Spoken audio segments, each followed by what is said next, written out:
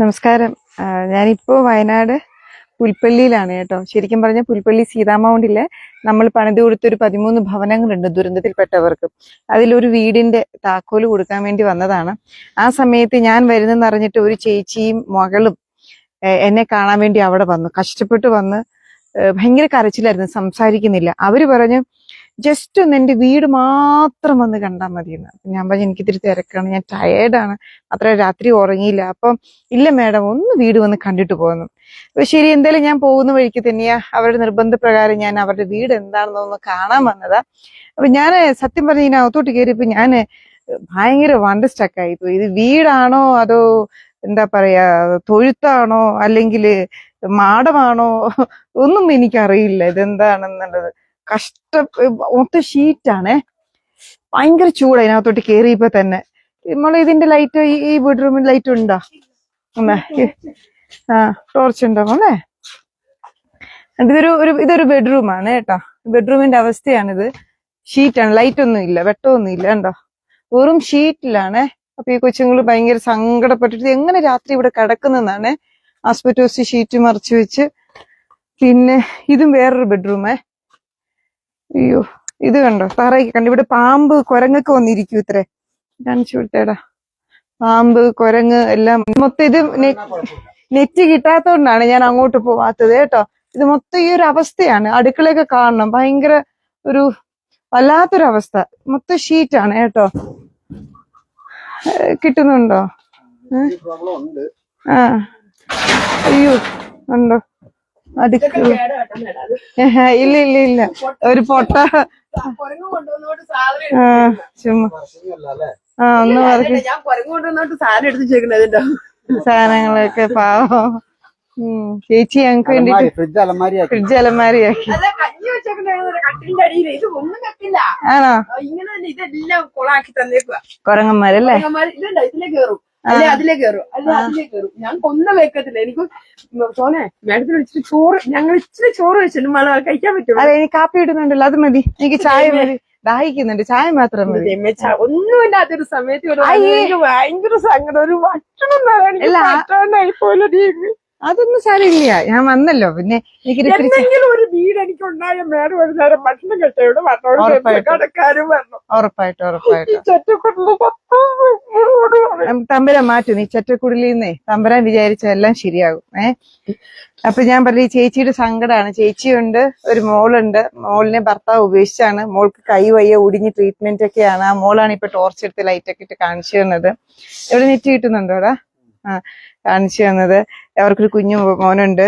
അപ്പം ഇവർക്കൊരു വീട് വേണമെന്നായി പറയുന്നത്.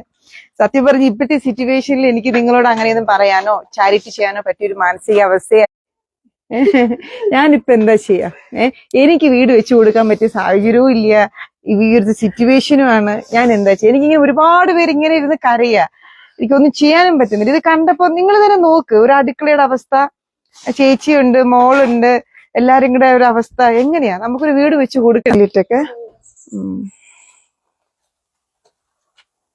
മോൾക്ക് ട്രീറ്റ്മെന്റ് ഒക്കെ എന്ത് ആവുന്നുണ്ട്? ചെലവ് നല്ല അവര് പറയാ ചിലപ്പോ ഇതെടുക്കണം, കൈന്റെ അൾട്രാസൗണ്ട് എടുക്കേണ്ടി വരും, അല്ലെങ്കിൽ അലർജി ഉള്ളത് കൊണ്ട് അത് കണ്ടിന്യൂ മെഡിസിൻ കഴിക്കണം എനിക്ക്. അപ്പൊ അതിനെ കുറച്ച് ചെലവ് വരും. മെഡിസിൻ ഒക്കെ നല്ല പൈസ. ശരിക്കും കൈക്ക് എന്താ പറ്റിയ? ഒരു ഇൻഫെക്ഷൻ ആയതാ ബോഡിയിൽ ഇൻഫെക്ഷൻ. അപ്പൊ ലിവറിനെയും ഇതിനൊക്കെ ബാധിച്ചായിരുന്നു മൊത്തത്തില്. അപ്പൊ ഇവിടെ ഒന്നും എടുക്കാണ്ടായപ്പോ എന്നെ ലാസ്റ്റ് അവര് അങ്ങോട്ട് മെഡിക്കൽ കോളേജിൽ വിട്ടു. അവിടെ ചെന്നപ്പോ അവരും ഇങ്ങനെ അങ്ങോട്ടും ഇങ്ങോട്ടും ഇല്ലാത്തൊരവസ്ഥ വന്നപ്പോഴാണ് അവിടുന്ന് അവര് പറഞ്ഞ നേരെ നിങ്ങൾ ഇക്കരെ ചെന്നപ്പോഴാണ് അവര് പറഞ്ഞ മേത്ര ഹോസ്പിറ്റലിൽ പൊയ്ക്കോ, അവിടെ ചെന്ന നിങ്ങൾക്ക് രക്ഷ. പക്ഷെ അവിടെ ചെന്നത് കൊണ്ട് ഞാനിങ്ങനെ ഓക്കെ ആയിട്ട് നിൽക്കുന്നു. ഇല്ലെങ്കിൽ ഇത് മുറിച്ച് കളയേണ്ട അവസ്ഥ വന്നേനെന്ന് പറഞ്ഞു. ഇത് ചേച്ചിയുടെ മോളാണ് കേട്ടോ. മോൾക്ക് ഒരു അസുഖമുണ്ട്, കൈയൊക്കെ ഇൻഫെക്ഷൻ ആയിട്ട് മുറിച്ചു കളയുന്നൊരവസ്ഥയിലാണ് വന്നത്. എന്നിട്ടും ട്രീറ്റ്മെന്റിലാണ്. ഒട്ടും വയ്യ, കൈ പൊക്കാൻ അനക്കാനൊന്നും വയ്യ. ഭർത്താവ് ഉപേക്ഷിച്ചിരിക്കുകയാണ്. ഒരു കൊച്ചു മോനുണ്ട്. അപ്പൊ അമ്മയും മോളും മോനും കൂടിയാണ് ഈ വീട്ടിൽ ഈ ചെറ്റക്കുടിൽ കണ്ട. ഈ ചെറ്റക്കുടിലിന്റെ ഒരു അവസ്ഥ കണ്ടോ? നിങ്ങൾക്ക് കാണുമ്പോ അറിയാം. ഫുൾ ഷോക്ക് അടുക്കള. എവിടെ? അടുക്കളയിലോ? ഇവിടെ ഒന്ന് തൊടാൻ പറ്റില്ല. നമ്മള് ഷോക്ക് അടിച്ച് നമ്മള് തെറിച്ചു പോകും. ഒരു 3-4 തവണ ഉണ്ടായിട്ടുണ്ട്. പിന്നെ നമ്മള് ഒരു കാർബോർഡിന്റെ കഷ്ണം വെച്ചിട്ട് എർത്ത് വരാത്ത രീതിയിൽ വെച്ചിരിക്കുന്ന ഇവിടെ. പറഞ്ഞത് കേട്ടോ, ഇവിടെ മഴ വന്നു കഴിഞ്ഞാൽ മൊത്തം എർത്തടിക്കും. കാരണം വെള്ളം ഇതൊക്കെ ഓട്ടയായിട്ട് ഉള്ളിലൊക്കെ സൈഡ് ഇങ്ങനെ വെച്ചു മാത്രമേ ഉള്ളൂ. ഓ, വളരെ ദയനീയ അവസ്ഥയാ കേട്ടോ. വെള്ളം ചോരുന്നുണ്ട്, വെർത്തടിക്കുന്നുണ്ട്, ഭയങ്കര ബുദ്ധിമുട്ടാണ് ഈ കുട്ടി പറയുന്നത്. ഒരച്ഛൻ ഇവർക്ക് സഹായിക്കാൻ വേണ്ടിയിട്ട് വീട് വെക്കാൻ തറ കെട്ടി ഇട്ട് കൊടുത്തു. പക്ഷെ തറ കെട്ടി ഇട്ട് കൊടുത്തപ്പോഴത്തേക്കും അച്ഛൻ മരിച്ചുപോയി. അപ്പൊ തറ കെട്ടി ഇട്ട് കൊടുത്തത് അങ്ങനെ കിടക്കാണ്. അപ്പൊ ഞാൻ അങ്ങോട്ട് കുറച്ച് കഴിയുമ്പോൾ ഞാൻ കാണിച്ചു തരാതെ. ഇങ്ങോട്ട് വാ, ചേച്ചിയോടൊന്ന് സംസാരിക്കട്ടെ. എനിക്ക് സത്യം പറയാൻ ഞാൻ ഇത്രയും പ്രതീക്ഷിച്ചില്ല. ചേച്ചി എന്തുകൊണ്ടാണ് എന്നെ നിർബന്ധിച്ചു വന്നത്, വിളിച്ചു വരുത്തിയെന്ന് ഇപ്പൊ ഇവിടെ കണ്ടപ്പോഴാണ് എനിക്ക് മനസ്സിലായത്. ചേച്ചി ചായ റെഡിയായ? എന്തിനാ കരയുന്നേ? എന്തിന്? ശരിയാകും, തമ്പുരാൻ നമ്മുടെ പ്രാർത്ഥന കേൾക്കുന്നു. ഇന്ന് കണ്ടില്ല, ഇന്ന് അവർക്കൊരു വീട് കിട്ടിയില്ല. കണ്ടില്ല, എന്നെ സ്നേഹിച്ചു. എനിക്ക് ഇപ്പോഴും മനസ്സിലാണ്. ഞാൻ രാത്രി തിന്നുമ്പോൾ തിന്ന് കഴിയുന്നു. തമ്പുരാൻ കാണൂന്നേ, തമ്പുരാൻ എല്ലാത്തിനും ഇതൊക്കെ ഓരോരുത്തര് തന്ന് ഉപയോഗിക്കാണ്ട് ഇപ്പൊ ഒന്നിനും കൊള്ളൂല. അപ്പോഴും ആ പണിയിരുന്നില്ല. അവര് പറഞ്ഞു കൊണ്ടുപോക്കുമെന്ന് പറയും. ഞാൻ എന്നിട്ട് മിനിയാതെ മോനോട് പറയും, എവിടെ വെക്കാൻ ഒരു കഷ്ണം കൊണ്ടുപോടാ, അടുപ്പും പാതകൊന്നും ശരിയാക്കാൻ ഞാൻ എങ്ങനെയാ ആക്കുക? ഞാൻ പറഞ്ഞു, ഞാൻ മാതാവിനോട് ഇത്രേ ഉള്ളൂ, ഞാൻ ഇവിടെ ഇട്ടേക്കോ, എനിക്ക് പറ്റില്ല ഈശ്വര. അച്ഛൻ വന്നപ്പോ പറഞ്ഞു, ഞാൻ ഇവിടുന്ന് ഭക്ഷണം കഴിക്കും, ഇത്രയും വലിയ വീട്ടുകാരുണ്ട്. വിഷമിക്കണ്ട. ഞാനും എനിക്കിപ്പോ മേഡം ഞങ്ങളുടെ അവസ്ഥ എന്താ കയറി വരാത്തതുള്ളത് മനസ്സിലായി. വിഷമിക്കണ്ട. ഇതിനകത്ത് ഞാൻ എങ്ങനെ ഒരു മനുഷ്യനെ കൊണ്ടെന്ന് ഒരു നേരത്തെ എന്റെ കൊച്ചിന് സുരക്ഷിതയില്ല. എനിക്ക് ഏറ്റവും വലിയ വേദനയും അതെന്റെ മോളും. എന്റെ മോനൊരു ജോലി എവിടെയെങ്കിലും കിട്ടാൻ ഞാൻ പറയാടാ, ഡ്രൈവറല്ലേ. എന്നിട്ട് അവനോട് പറഞ്ഞു, അമ്മ ഇന്നൊരു പണിയുണ്ട്, ഞാൻ പൊക്കോട്ടെ. ഞാൻ പറഞ്ഞു, ആരുടെ വണ്ടിയിലാണ്, നീ പൊക്കോ, ദൈവം നിനക്ക് തരും, വൈകുന്നേരം 600 രൂപ കിട്ടൂടാ, നീ പൊക്കോന്ന് പറഞ്ഞു വിട്ടു. സങ്കടം. അവന് 25 വയസ്സിലോട്ട് കയറി.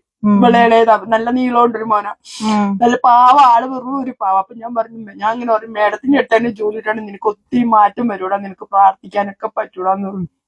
അങ്ങനെ ഞാൻ കരഞ്ഞുകൊണ്ടിരിക്കുക.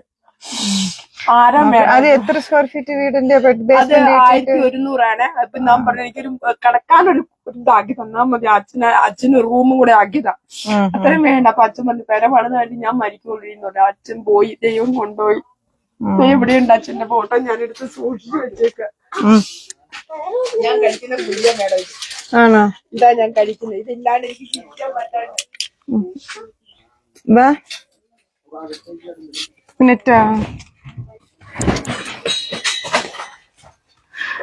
ഇതാണ് ഇവരുടെ വീടിന്റെ അവസ്ഥ. കാപ്പിയാണോ ചേച്ചി? ഈ അച്ഛനാണോ തറ കെട്ടിയിട്ട്? ഈ അച്ഛനാണ് തറ കെട്ടി വെച്ചപ്പോഴത്തേക്ക് അച്ഛൻ മരിച്ചുപോയി. അതുകൊണ്ട് വീട് പണിയില്ല, തറ കെട്ടി കിടക്കാണ്. അപ്പൊ അതിനെന്തെങ്കിലും ചെയ്യാമോ എന്നാണ് ഈ ചേച്ചി ചോദിക്കുന്നത്. മധുരം ഉണ്ടോ ഇല്ലയോ എന്നൊന്നും അറിയില്ല, എനിക്ക് നോക്കാൻ പറ്റാതെ ഇരിക്കും മേഡം ഉള്ള സ്ഥലത്ത്.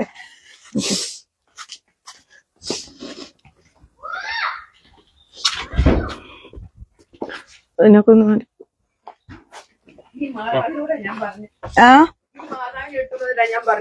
ഈ കുരിശ് നിനക്ക് ഇവിടെ നല്ലൊരു അൾത്താര പണിയുന്നുണ്ട്. എത്രയും പെട്ടെന്ന് അൾത്താരയിൽ ഇരിക്കണമെങ്കിൽ വീട് പണി പൂർത്തിയാക്കി തരണമെന്ന് ഞങ്ങളുടെ വീട് പണിയുന്ന സമയത്തെ. അതേ